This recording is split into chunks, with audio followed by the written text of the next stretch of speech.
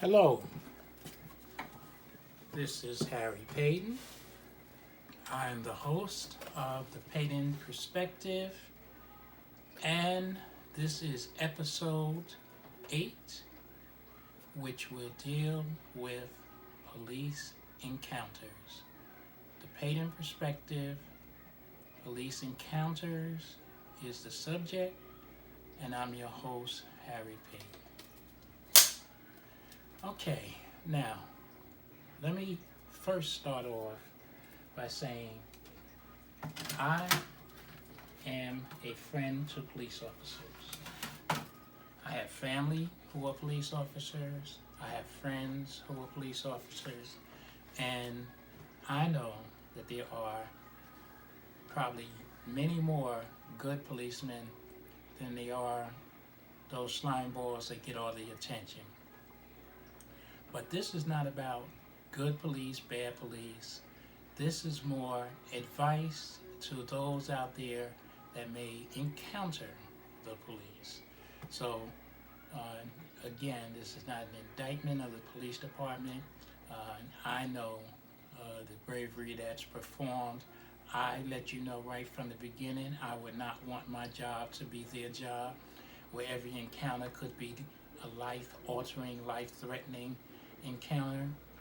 But again, that is their chosen profession. The brave men and women that do that know that when they come into that profession. And so we'll leave that right there. I'm not the one that would want to do it. But we do have those who are under oath to do what is one of the most admirable jobs out there. But again, this is more about just talking in general. As a black man, can't escape that, so this will be an issue that I have to bring up. As a black man, I know that encounters with the police can be deadly. There have been some people who have encountered the police, and for one reason or another, that encounter has been deadly or it has been less than pleasant. So again, this is about how to avoid some of the things that could go wrong with police encounters. Okay, the first thing, let's say you're in a car and you determine that there are police flashing lights behind you. The law requires you to do a couple of things. First, get over as much as you can safely to let them go by. They may be on an emergency, and that emergency could be seconds, could be valuable. But you also have to determine, are those flashing lights for you? Are the police, or is the police officer trying to pull you over? You look in your rear view and side view mirrors and try to make a determination, pull over as much as possible. If you have to continue. You can't just pull over and hit another car. That would not benefit anyone. But make that determination by pulling to the side.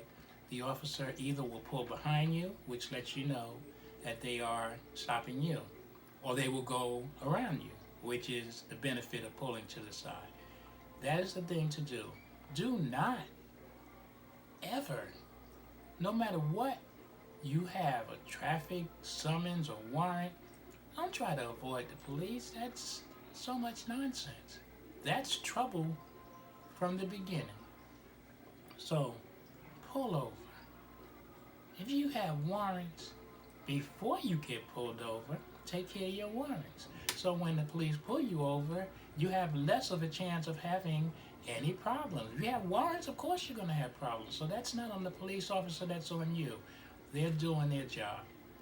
So avoiding the police, trying to avoid arrest by fleeing, that's not a good thing. Never, never, never do it. That's just my advice. If I have a warrant, and I know I have a warrant, pull over, and that will certainly show up, and the police will do what they have to do, arrest you, make you pay the warrant. You know, some jurisdictions you can do things like that. But that's the first thing. Uh, if you are pulled over, very important, remain in your vehicle. Remain in your vehicle. Unless the officer specifically asks you to exit your vehicle. Remain in your vehicle. And avoid any sudden movements. Keep your hands visible. Have any documents. There are times I've gotten police behind me. While I'm driving, okay, maybe it's not as safe as I'm reaching my wallet out of my pocket, taking out my credentials and laying them up on the dashboard. That's me. I don't want to take a chance when the officer comes up reaching for my documents and have it misinterpreted. So again, I have gotten very skilled at, if I get determined that I'm getting pulled over, I reach right in my pocket, pull my wallet out, and once I have my wallet out, all my credentials are sitting right up on the dashboard. They're in a certain place, right there. See how quickly that was? Sit it up. And, and my hands are on the dashboard. That's because I want to give the officer every opportunity to know I am not a criminal, I don't have a gun, I have no bad intentions towards that officer. I advise you doing the same. This is life-threatening sometimes. Police officers have seconds to determine, are you a bad guy or girl, woman, and are you intended on hurting them? So I want them to know that I have no intentions. I used to pull out my work ID, show the police officer I'm a hard-working citizen, and anything else that you have, please do that. Also, very important, encourage any passengers to remain calm, keep quiet, make no sudden moves, and be cooperative. This is not about them. If they got warrants and stuff, they in trouble. But don't let that be, where they get the mouthing off in the police and then it becomes detrimental to you. Be quiet. I remember I had just purchased a car that I currently have. And as luck would have it, and I was driving and a car was in front of me driving slow. As some of us do, I drive a muscle car, a very fast car. I zoomed around it. On my way, going slow. Okay, turns out it was an unmarked police car, going very slow. So, as I look up, I see the flashing lights. Not a regular cop car, but of course it was flashing, so I pulled over. When I pulled over and the officers got out, I all of a sudden had the realization that all the paperwork for my new car was in my office. And I said, oh, this is not going to go good. I had just purchased the car a day or so ago, hadn't did a whole bunch, and everything was still in a little packet they give you, a little plastic they give you with all your information. So as the officers approached, in my mind, I had to be very cooperative. And they said, well you going mighty fast there. Why'd you speak? I said, officer, all right, one was on this window and the other was on the passenger window. And I said, yes, officer, I said, I'm very sorry. I know just what I did was incorrect. I am very sorry that I did that. Again, there was no reason that I should have did that, so all I can do is tell you. And they asked me for my license, and I gave them my license, showed it to them. They didn't even take it back to the car. They just showed it. And while this was happening, my passenger was starting to get irate. It's like, you don't have to, whoa. I grabbed her arm, almost like your mother would grab your arm, like, chill, don't talk. I didn't say it, but that's what that was the death grip. Because at that point, I realized that encounter could have got my car towed because I didn't have my credentials. Certainly, I would have gotten tickets. And the officers, engaged me, talked to me. I admitted that I was wrong, and they left me alone. They let me go. And when they did, I said, that was good. So sometimes We have to make sure that our passengers don't get us in trouble. Be quiet. Let me handle this. I am the driver. I'm responsible. If you got a warrant over something, you will have to deal with it. Don't get me in trouble. But again, you have to make sure that any of your passengers are not confrontational. Please, you don't be confrontational. Uh, and I see a lot of YouTube and things on there where people want to challenge the police and say, I'm not required to show you my ID. And that's all cute and that's all good. And that may be your rules and rights and regulations, but my license is okay. I have no problem with my license. I have no warrants. I want this officer to know who I am. Though I have the right not to, I want you to know, Mr. Officer, my name is Harry Paden. I have no warrants. I have no reason for you to engage me. If I did something wrong, certainly I will accept the ticket. And then at that point, I can either pay the ticket or go to court for the ticket. But Mr. Officer, you have no problem with me. There is no safety issue. I have nothing in my car that would harm you. I don't ride dirty, which is the expression for carrying drugs and all that kind of stuff. And I have none of that stuff. So I want this encounter to be quick, fast, and in a hurry. So I show my ID, and I make sure that anything that they want to know, I will show them. Recently, now I give this advice to everyone, about what I'm saying about the encounters with the police. This one time, this officer was blocking the road, as officers sometimes do, because they're officers, so they kind of, I guess, feel they can do anything they want. Blocking the road, it was two-way, but only 2 lanes, so it wasn't, a whole bunch of lanes to get by. So when this officer was blocking my clear passage, there was nothing that I could do but sit behind her. It happened to be a female officer. So I sat behind her and waited. No flashing lights were on. Tried to make a determination. I didn't see any other cars. She wasn't stopping anyone. So finally, I just simply decided that it might be good to go. So then she honked the horn. Dun dun. I said, okay, that's my signal that she's saying, go around me. I went around her. Oh, wow, all of a sudden I see the flashing lights coming to stop me. Now I am pissed because I'm saying, why is she coming after me? I didn't do anything wrong. So I pulled over. When the officer got out, I engaged the officer, and I didn't use my advice. I engaged the officer confrontational. Why did you stop me? And all that, and it wasn't a pleasant engagement because I was pissed. I really felt that the officer was the reason I went. She mentioned that I went across the double lines, which of course there were double lines because it was one way going one way and the other way. And I said, but you caused me to go double line because you blocked clear passage. I want to go home. I'm trying to get home. I never like to stay around police. Police have guns. They shoot. I don't want to be behind you. None of that worked because I was agitated. And I clearly was going to fight that ticket. I went to court and everything. Before going to court, I request a copy of the dash cam. And you know what, y'all? When I looked at that dash cam, I decided not to fight that ticket because when I got out the car, in the beginning because I was so annoyed. First mistake. This was one probably said, what is this guy getting out the car for?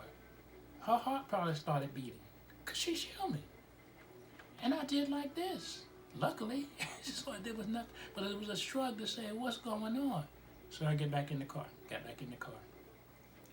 So I determined that I made that officer very leery. The fact that I got a ticket probably was because I didn't comply. So forget what she did wrong. I didn't follow my own advice. And I'm telling you, comply. Don't get out the car. Even if the officer is wrong, be very nice. Yes, Mr. Officer. Yes, Miss Officer. Can I help you? If they're an a-hole, let them be that. That's their stage. Let them be that.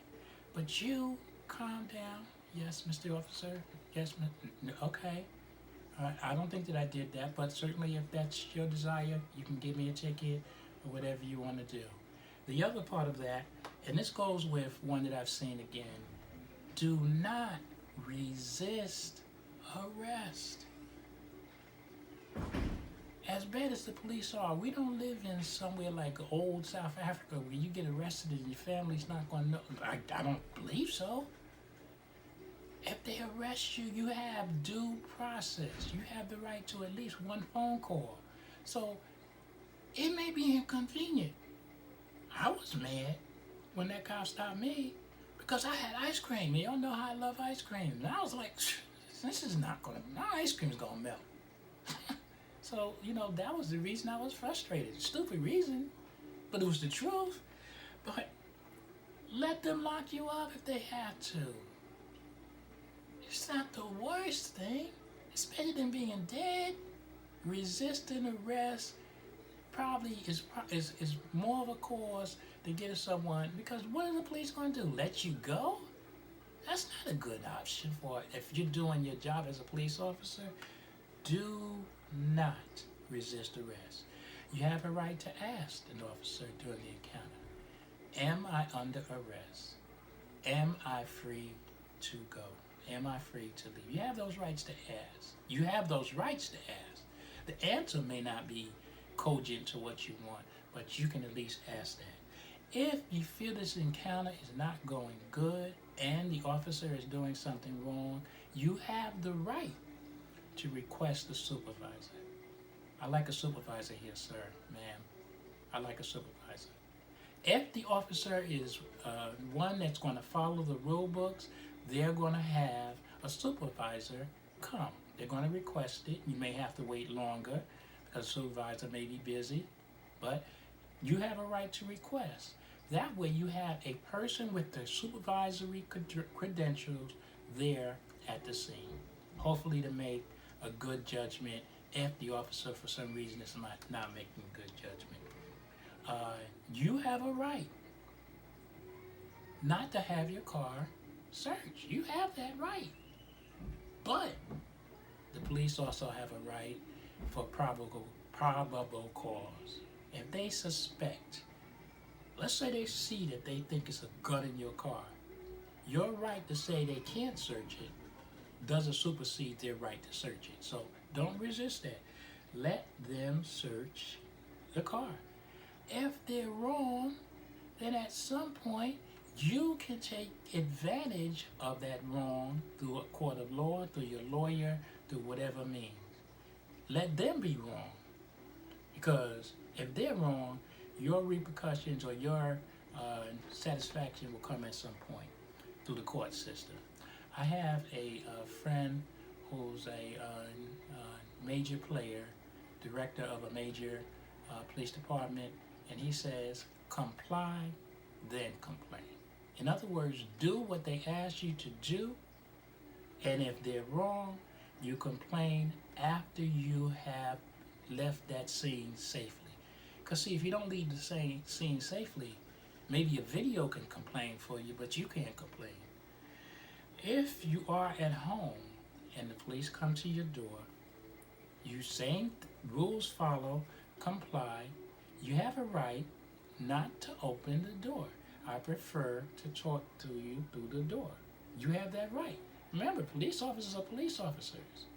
If you're smoking bud and the police officers come in and that bud is spread across the table, then it becomes, you're going to get arrested or whatever for the bud. For those, bud is reefer, because I'm speaking in terms that sometimes people don't always use those, marijuana. Or you have anything else, so you have a right not to let the police in your house. I mean, just it's a common courtesy. I'd rather speak to you out there.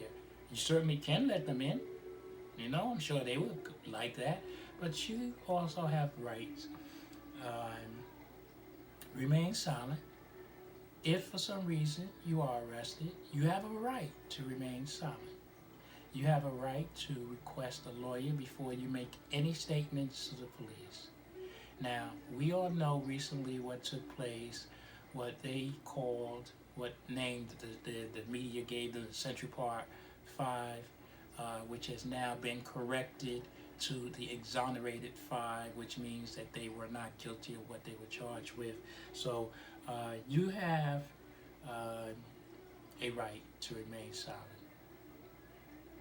That's good advice because a lawyer knows the law and what you should say and what you shouldn't say. Even if you're guilty, even if you're guilty, a lawyer is the best person to handle what you should say because what you say can and will be used against you.